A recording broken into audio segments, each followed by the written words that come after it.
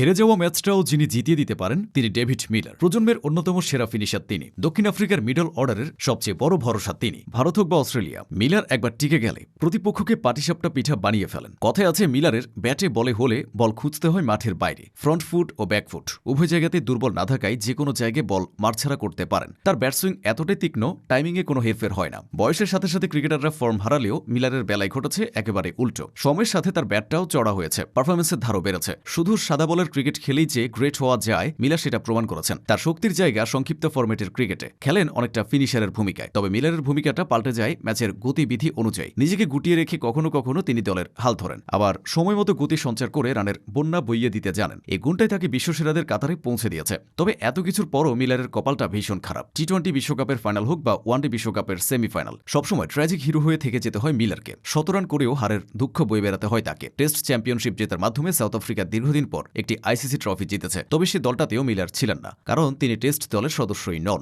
মিলারই একমাত্র ব্যাটার যিনি আইসিসি প্রতিযোগিতার নকআউটে 2টি সেঞ্চুরি করেও দলকে জেতাতে পারেননি। হারের যন্ত্রণা সহ্য করতে হয়েছে। শুধু কি এই জোড়া সেঞ্চুরি? না, দলের হয়ে গুরুত্বপূর্ণ ইনিংস কম খেলেননি তিনি, কিন্তু কোনোবারই জিততে পারেননি। 2024 টি-20 বিশ্বকাপের ফাইনালে শেষ ওভার পর্যন্ত টিকে থেকেও জয়ের দেখা পাননি। ছক্কা মারতে গিয়ে বাউন্ডারি লাইনে দুর্দান্ত এক ক্যাচের শিকার হয়েছিলেন। এরকম দুর্ভাগ্যজনক ঘটনা এর আগেও বহুবার ঘটেছে মিলারের সাথে। 2013 সালের চ্যাম্পিয়ন্স ট্রফির সেমিফাইনালে ইংল্যান্ডের বিরুদ্ধে 63 রানে 5 উইকেট পড়ে গিয়েছিল দক্ষিণ আফ্রিকার। সেখান থেকে 51 বলে অপরাজিত 56 রানের ইনিংস খেলেছিলেন মিলার। দলকে কোনো রকমে 176 রান পর্যন্ত নিয়ে গিয়েছিলেন। ইংল্যান্ড সহজে সেই ম্যাচ জিতেছিল। 2015 ওয়ানডে বিশ্বকাপের সেমিফাইনালে মাত্র 18 বলে 49 রানের ঝড়ো ইনিংস খেলেছিলেন মিলার। তারপরেও ডার্কওয়ার্থ লুইস নিয়মে ম্যাচটি জিতেছিল নিউজিল্যান্ড।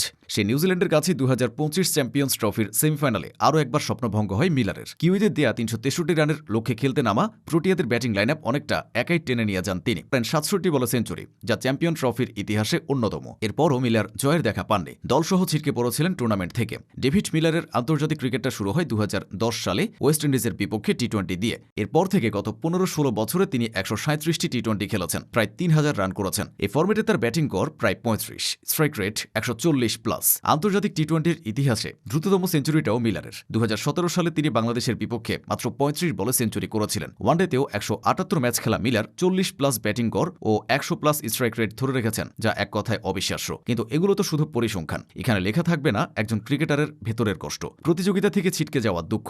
লেখা থাকবে না মিলারের লড়াইয়ের গল্প। সেই গল্পের শেষে মিলারকে বারবার হেরে যেতে দেখা গেছে। তিনি নিজের সবটুকু দিয়ে চেষ্টা করেন, শেষ পর্যন্ত লড়াই করেন, তবুও পরাজয় নিয়েই তাকে মাঠ ছাড়তে হয়। মিলার সেই নায়ক যার সব রকম সামর্থ্য আছে, তবু ভাগ্য যেন বারবার তার বিপক্ষে চলে যায়। তাই তার নামের পাশে বরাবরই জুড়ে গেছে হার আর হতাশার গল্প।